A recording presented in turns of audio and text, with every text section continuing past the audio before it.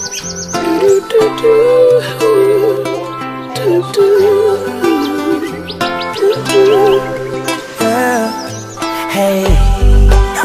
give thanks for life. Give thanks for life. Oh, chimney, chimney. Today my rise like the sunrise, my bright and my upright. No one can break my vibes. What? So a man cannot have a baby then? Huh? It's a nice little baby, mouth open, looks like he wants some bonbon or something. Or do you even know what that means? Well, don't we have a show for you? We'll be right back with this little fella. I'm just going to hand him over here. And this is the Strong and Healthy Show, a show that seeks to inform and to inspire, to educate and even entertain a little bit.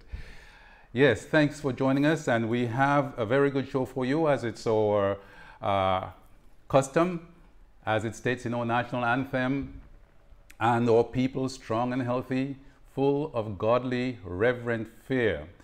So we are going to take a word of scripture and see how that goes along with our theme.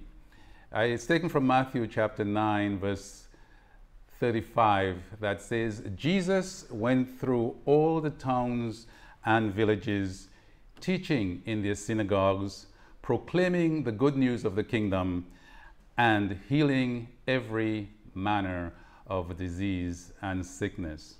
Very, very interesting. We're going to come back and analyze that a little bit, but I just want to share with you segment that we have, medical news that you can use.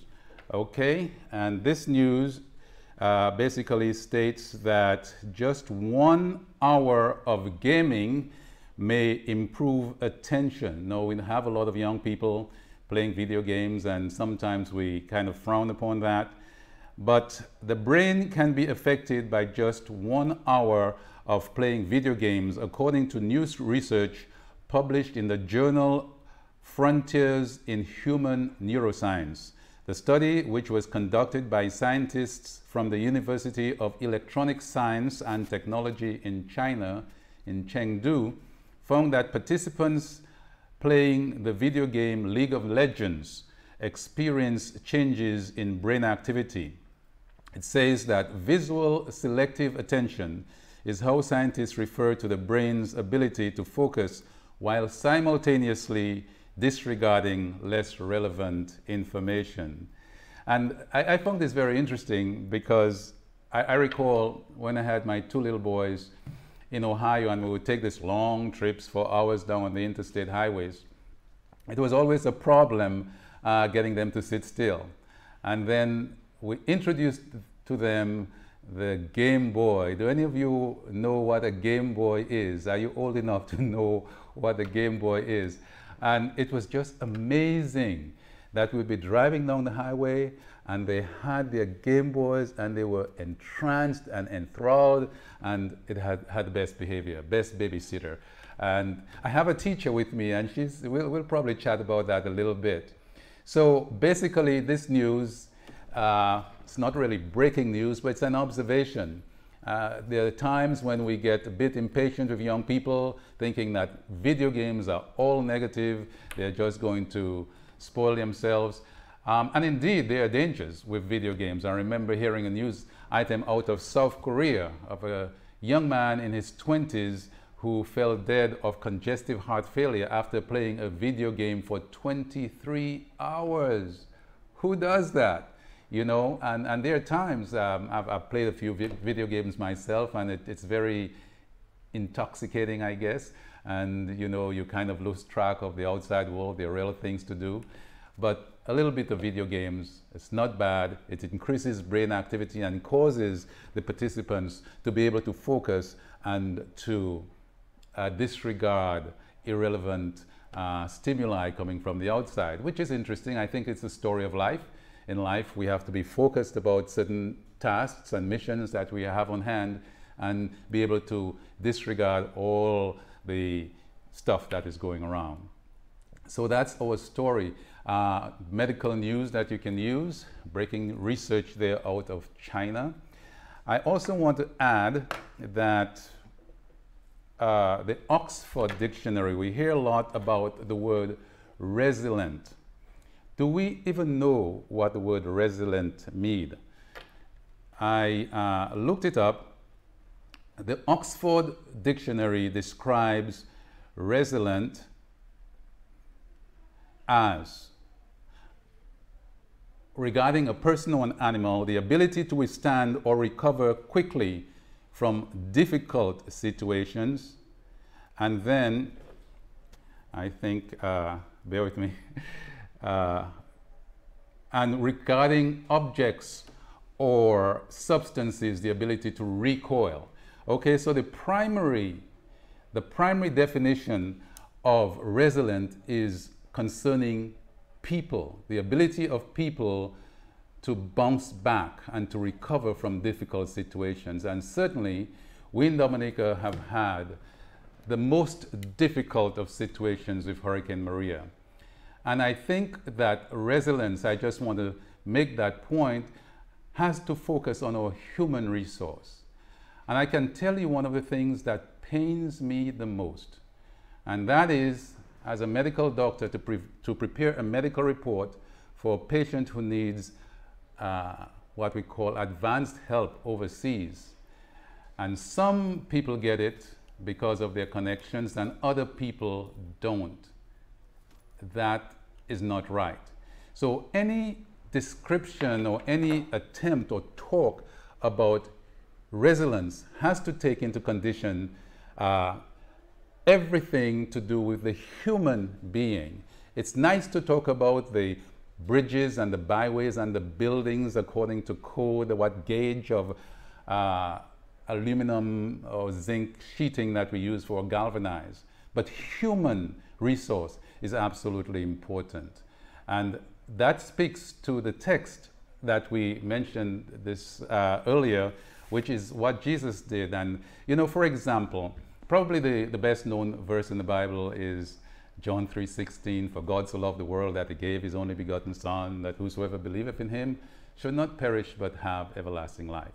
Now, that is a theological concept. I believe it, but it's difficult for me to wrap my mind around that. But I can wrap my mind around Jesus going through every town and village. I remember when I was growing up, the people from the remote areas, from the country areas, we call them country bookie. We made fun of them, and I was never comfortable with that. You could tell that they were from the country. They spoke with a somewhat different accent, and they maybe dressed differently and so forth. But today it's a little different, because it doesn't matter whether somebody's from a remote village or from the city. Everybody's more or less alike, because we are all socialized the same way. We have the latest fashions from overseas, and we have internet and television, not now, but at least before Maria, and soon enough, we hope. So this whole stigma about being from the country is something that we have matured about. And coming back to Dominica after many years, that's one of my goals, to visit every town and every village in Dominica. And he spoke in the synagogues. You know, my father was a staunch Anglican, but unlike other people who would run religious people who came to their doors, run them out, he always welcomed them and treated them with respect and listened to what they were saying. So that's one of the things I think I have tried, and all of us have tried in our family, to emulate our father in showing respect and religious tolerance. And I've spoken to many different churches. In the United States, I had the privilege of going to a Jewish temple, to a Islamic mosque, even rode a camel there at the Toledo Islamic Center, and I'm going to various Hindu temples, and I can see the goodness in all humanity. So I think that's what Jesus did. He went through every town and every village, and he spoke in their synagogues, proclaiming the good news of the kingdom. And this is something that we as Dominicans need to be doing more, not just criticizing and complaining and bad talking our country at every single opportunity. And sometimes those of us in the diaspora getting stuff, unsubstantiated reports through the social media, get a little bit bent out of shape, more necessarily than so. For instance, there was a patient who died of a strange disease. It was really a flesh-eating disease, and that happens from time to time anywhere. And when it happens anywhere in the world, the patient usually has a less than 50% chance of survival. And this particular disease started in the groin area and spread, and the patient did not do well. And I remember the hysteria from overseas. There's garbage, there's vermin, there's rats, and what is the government doing, and what are people doing? Why can't Dominicans clean up? Well, Dominicans have cleaned up, and certainly there's a lot of constructive criticism that is needed, but we need to cool it just a little bit. We need to understand that we've been through a very traumatic experience and we are coming back. And I'm going to talk to our guest about that in a little bit. And she can see it from an expat or foreigner's eyes. And this is going to be very interesting. Which reminds me of a story that we heard as children. I'm not sure how well known it is now, but it's about Dick Whittington's cat. And it's about this kid in England coming from the country areas. He heard that the streets of London were paved with gold. And he has this classic picture carrying his little belongings in a cloth bag on a stick and walking to England with his cat. And to make a long story short, this cat ate up a lot of the rats and the vermin that was there, and he was able to sell the cat when it was pregnant for a high price. And he came back and he heard the bells. He was about to leave London. He got tired of it. He was trying to flee, and the bells rang, and they seemed to tell him, come back, you're going to become Lord Mayor of London. And that's his story. He became Lord Mayor of London and did a lot of great things, built hospitals and schools and prisons there. So that's the whole story about the country boy. And I'm not a country boy. I was born in Newtown. I live in Roseville, Pottersville, Goodwill. But there are a lot of country boys in Dominica who have gone ahead and done well. And probably you might hear that bell that says, come back to Dominica. You're about to make a tremendous contribution to Dominica. And if ever there was a time to make a tremendous contribution to Dominica, it is now. This is the show, Strong and Healthy. We'll be right back with a very important guest and a very important message for you today. Thank you.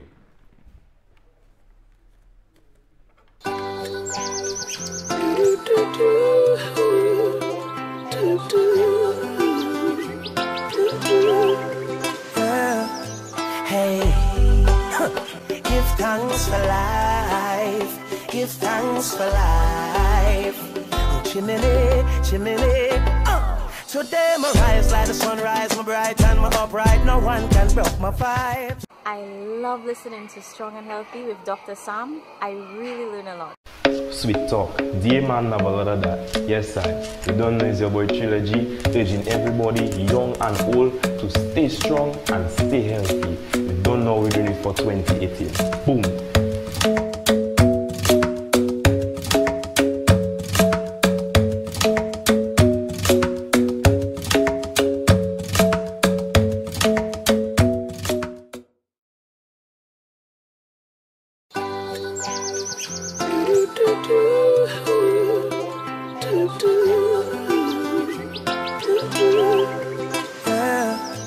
Hey, give thanks for life. Give thanks for life. Oh, chimney, chimney. Today my rise like the sunrise, my bright and my upright. No one can break my vibes. I love listening to Strong and Healthy with Dr. Sam. I really learn a lot. Sweet talk, dear man, have a lot of that. Yes, I. You don't know it's your boy Trilogy, urging everybody, young and old, to stay strong and stay healthy. You don't know we're doing it for 2018. Boom.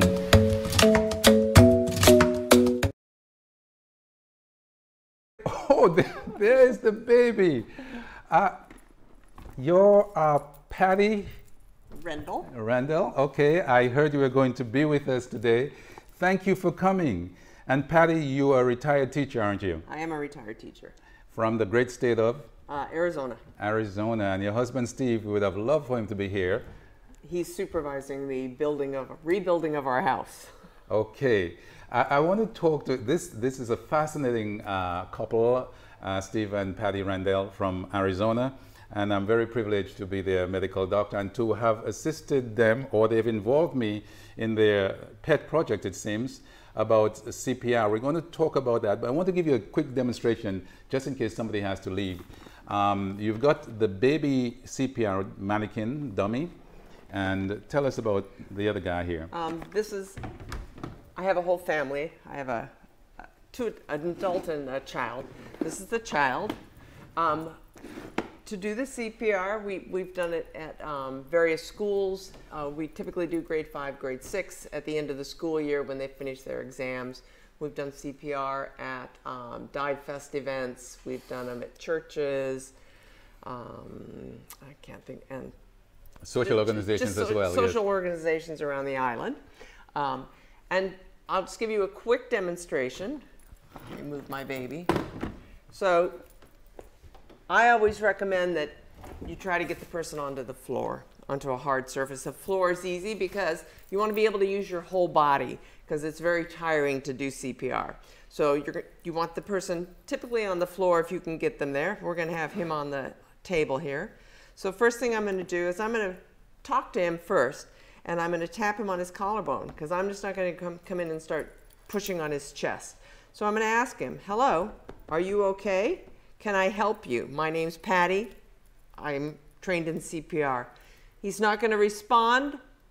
He's unconscious. So I'm going to make the assumption that he's giving me his consent.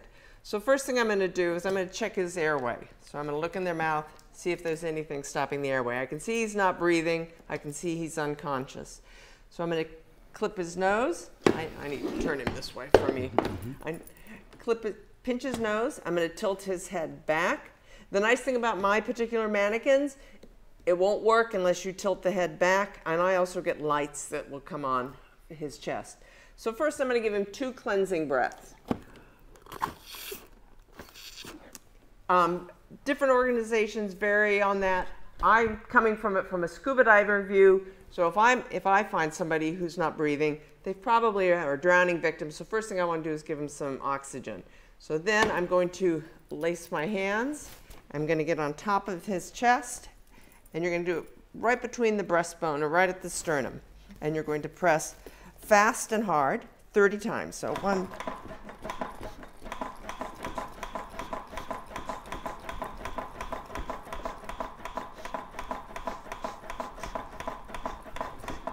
and you can't really see it from here, but the green light comes on because I was doing it correctly. Again, I'm going to tilt his head back, pinch his nose, give him another breath, and repeat. You're going to repeat it and keep doing it. If you can get a friend to help, ask somebody to call for help, have somebody else help you out with it. That's good because it's really tiring. So you can trade off until help comes. You want to continue doing it until emergency professionals arrive, and they can make the call as to whether any further medical attention needs to be done for the person. But the key is tilt the head back, pinch the nose, 2 cleansing breaths if you know it's a drowning victim, and then start pumping. And just keep it up. And it's a pump it so we could see the light. Let's see. So the lights will come on right here on its chest, and you're right at the sternum. And it's great for the, as Dr. Christian was saying, it's really great with the kids in the video games because they want to keep the lights lit. So it becomes kind of a game with the kids. So with the green light, you're doing it right, and with the red light, you're not quite. He's dead.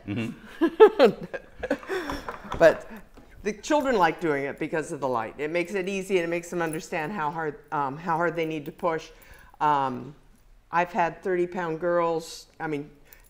Why I tell them to put it on the ground, because a 30-pound 5th grader or an 80-pound 5th grader or 6th grader, I've had a little tiny girl, and she's still able to do it, but she had to use her whole body. And then I also have the baby. The baby's nice because you can hold it in your arm. Baby's head naturally tilts back. Same thing. 2 breaths. And with the baby, you're just going to use 2 fingers and press on the baby's chest until the green light comes on, which I'm not getting the green light on. So there we go. So I get the green light going on the baby. I just don't push hard enough. There. And what if the baby was choking? What do we do?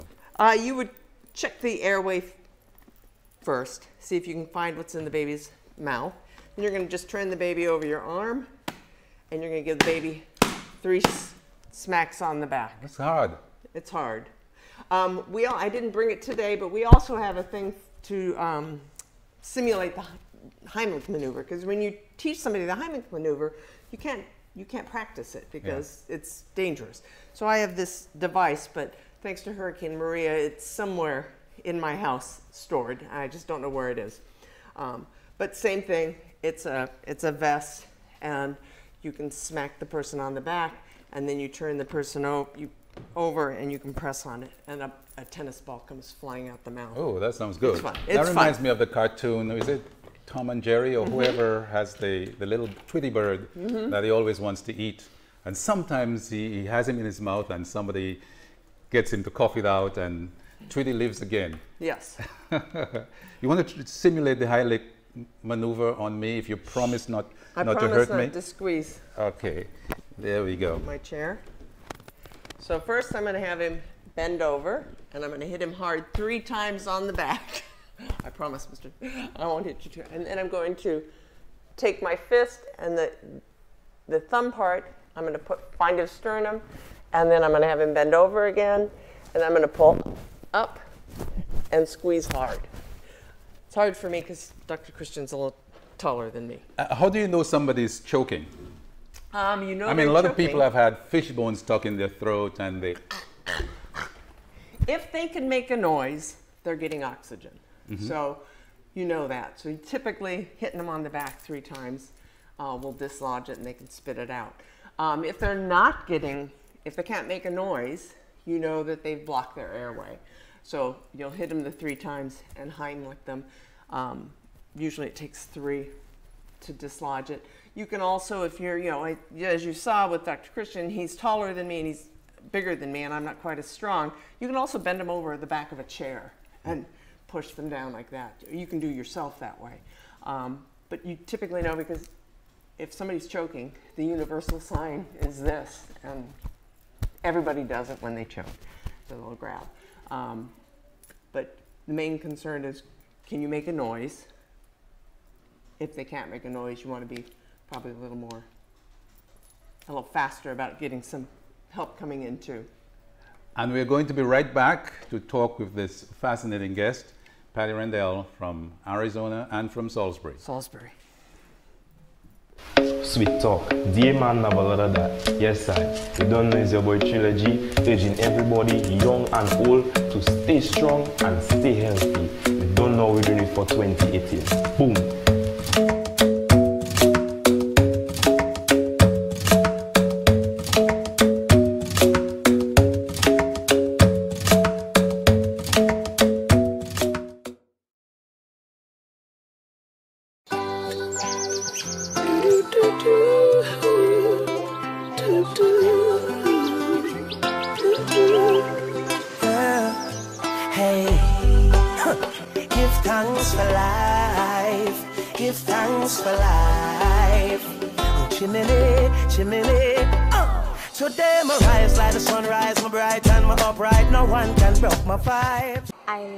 Listening to Strong and Healthy with Dr. Sam. I really learn a lot.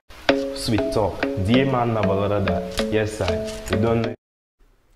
Well, well, well. It is such a joy to have you. You're not on my examining table taking your blood pressure and all.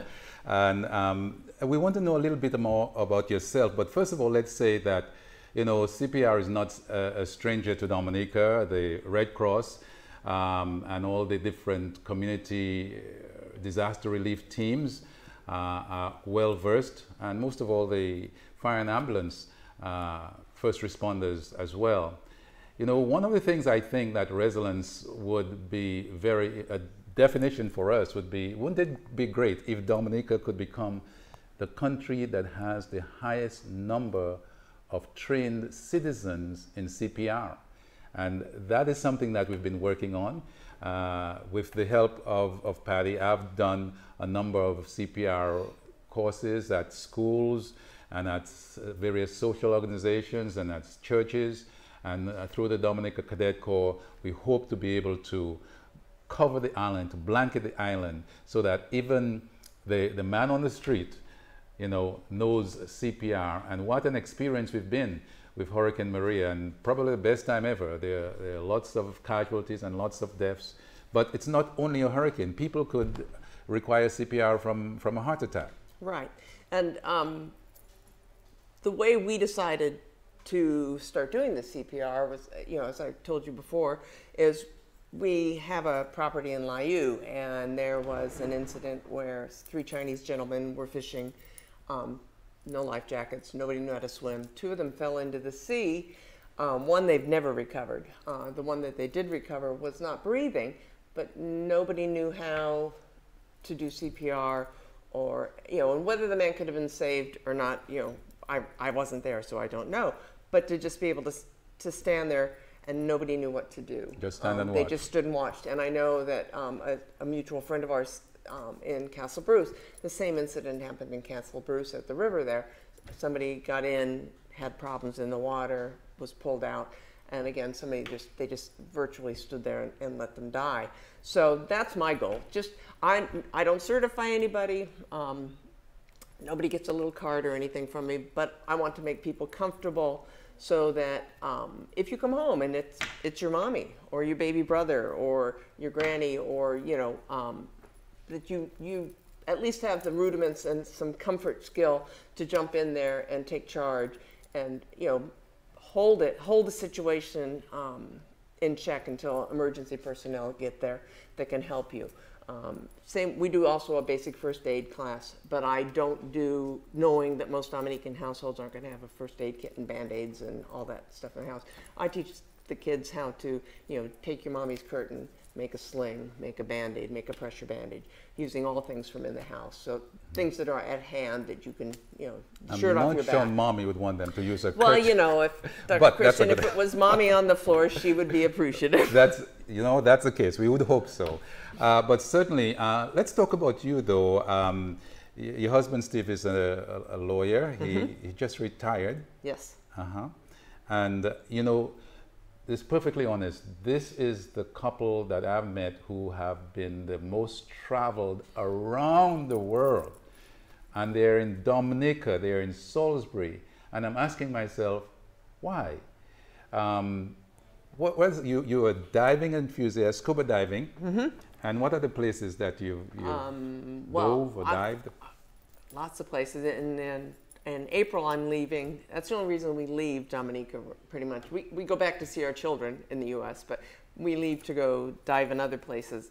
But thanks to Maria, we're going to cut fewer trips, but we're going to Egypt to dive, the Sudan, the Maldives. I've been diving all over the Caribbean, Australia, New Zealand, Papua New Guinea. You know, was a very spectacular place. But we like Dominica the best, so we chose Dominica. We looked at a lot of countries, places to go. We wanted someplace that did not have a large expat community. I didn't want big development. We wanted to be able to be part of a community. And while I don't know everybody's name in the community, everybody waves at me and says, "Hi, Miss Paty," and calls Steve Mr. Paty as we go down the road. So. What is so special about the Dominica dive sites? Dominica dive sites are, until recently, virtually untouched. We don't get, because Dominica, you know, it's a curse and a blessing for Dominica that it's hard to get to. Because it's difficult to get to, you don't have the divers beating up the reef. And you know, you may get very experienced divers diving, but you also get you know, Joe and Susie who have only got 3 dives to their name and they kick up the reef.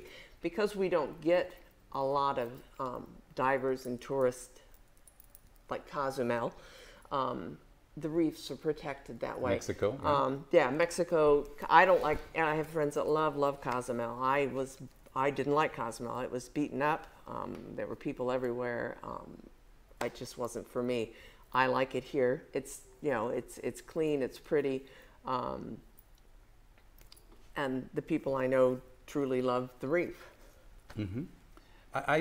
We first met when you had an accident. That's a pretty dramatic thing. Do we have enough time to talk about that? What really happened to you? In Salisbury? Was it my car? No, it wasn't my car. Was it my car accident? Mm-hmm, yeah, car accident. Was it my car? Not the dog bite. Well, there was the dog bite too, yeah. I had been here all of an hour, went to go buy chicken, and a gentleman's car wouldn't start. Salisbury is very steep. And I was walking down to Cecily's Chicken House, and I was talking on my cell phone to my friend Kenrick, and a gentleman was rolling his truck down the hill backwards to pop the clutch because the battery was dead, and he lost control and pinned me to a wall. Oh my God.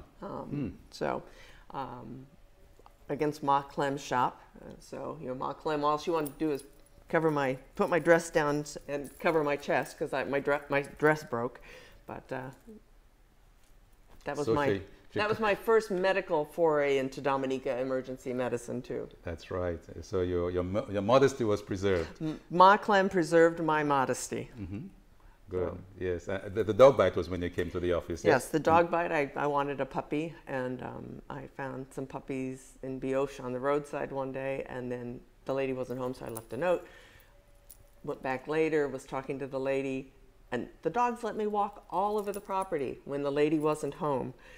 But when I went back with my husband, I'm standing in front of my van and talking to the lady, no threatening moves or anything, and her 3 male dogs decided I was a tasty meal, and I got some pretty hefty dog bites on my leg. She did call later and ask if I wanted to have a puppy still, and I declined. I said I didn't want one of her puppies.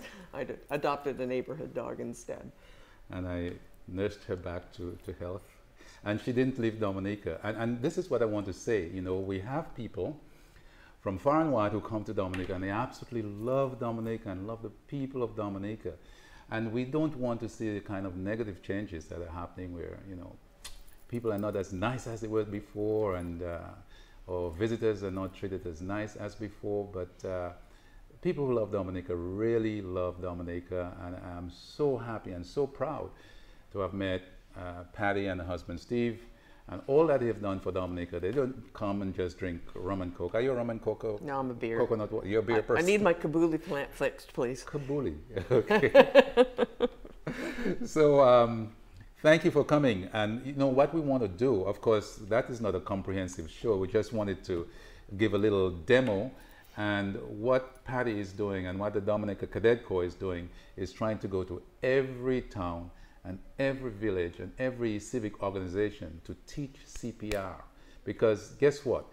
When you make an emergency call, if you're in New York City or in Phoenix, Arizona, how soon is it? Less than 5 minutes where I live in Arizona. And how long does it take for the brain to dive without oxygen?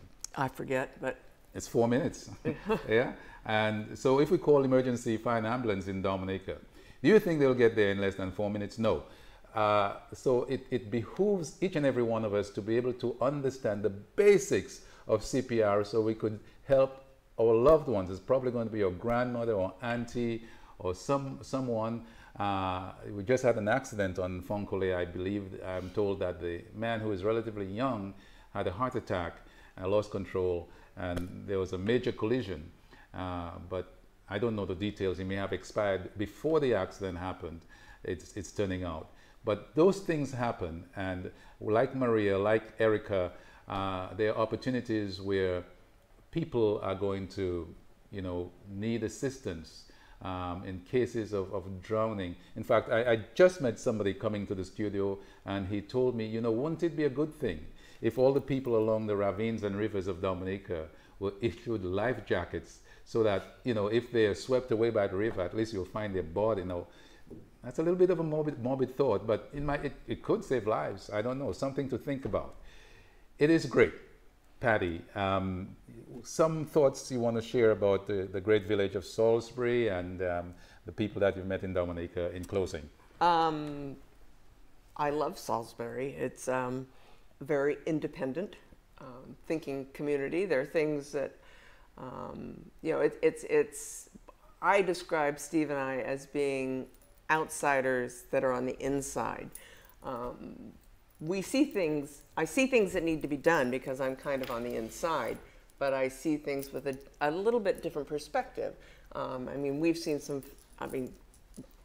thanks to Maria, we've seen some really great tourist opportunities where places where people shouldn't be rebuilding houses, like down on Soufriya, where all the houses and on both sides of the road. Some really great ideas that we've kind of shared with some public leaders and stuff. And I have to mention, you've been very much involved in beach cleanups. You've gone Yes. and raised funds and solicited materials, get the people go out there. Yes, and my caring for the environment. My fishermen, as I call them, they will come up to the house, and Nassif's donated. We did a big beach cleanup in the community a year ago, and I had lots of donated goods, rakes and stuff. So I keep the rakes and stuff at my house, the Salisbury Beach Cleanup Committee, and the fishermen will come and say, you know, Mrs. Paty, could we use the rakes? And I'll bring the rakes down. We have 4 barrels on our beach that the fishermen change the garbage and keep it clean. I mean, again, thanks to Maria, no, it's not the way I would like it yet, but there are ideas out there, and we're doing some things, but, you know, because of Maria, myself included, I've been kind of preoccupied rebuilding my house and not doing some of the community things that I had listed this year, but hopefully I can get now that the house has started, I can start doing some of those community things again. You want to give a shout out to all the corporate citizens who assisted and donated? Estefan's was fabulous. They donated all my garbage bags. They donated, and the garbage bags were recyclable or biodegradable garbage bags, which I felt was important if I was doing a beach cleanup. I don't know the lady's, I think her company is called Green Dominica. The lady's name is Natalie. She's a French lady in Merrow. She donated biodegradable cups. She normally sells her own products herself, but she also sells through Estefan's, and I forget where else I've seen them. But again, I was having drinks for the people afterwards, so I didn't feel right having plastic cups when I've been preaching at them to not use plastic. So we had these biodegradable cups, which I actually buried one in my compost pile, and they do compost. And she gave me plates and cups and spoons. E.H. Charles donated some rakes to me. Nassif's donated rakes and gloves to me. And then the Fisheries Division came down and helped organize that.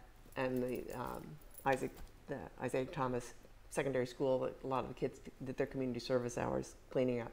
So fantastic. Thanks for coming and sharing with us, inspiring us about CPR, cardiopulmonary resuscitation. So if you didn't know what CPR means, you know. And, you know, I want to invite people out there, especially in the diaspora. We want to revive and to boost that civic consciousness and volunteerism in Dominica. And thanks to people like Paty and a lot of Dominican people in various social organizations, we have been striving to do that and to uplift that, not only to depend on the government and then complain that they are not doing this and they are not doing that. So let us thank you for joining us on Strong and Healthy today. And please, I got some feedback, somebody from one of the previous shows I did about planking. When you get out of bed, you know, putting on your elbows and on your toes and holding the core of your body, strengthening your body. It helps to wake you up, put you in a positive frame of mind, and just induces you to exercise and to take good care of yourself. And they said, Doc, I've been trying that and it's been working great for me. So I'm very excited. I couldn't be happier to get that kind of feedback. Get in touch with us. You have our telephone number. You can WhatsApp us from anywhere in the world, of course, and Strong and Healthy. That's what let me see those muscles of those strong, hard-working muscles, Paty. It's a pleasure. Strong and Healthy. Thank you for joining us. God bless.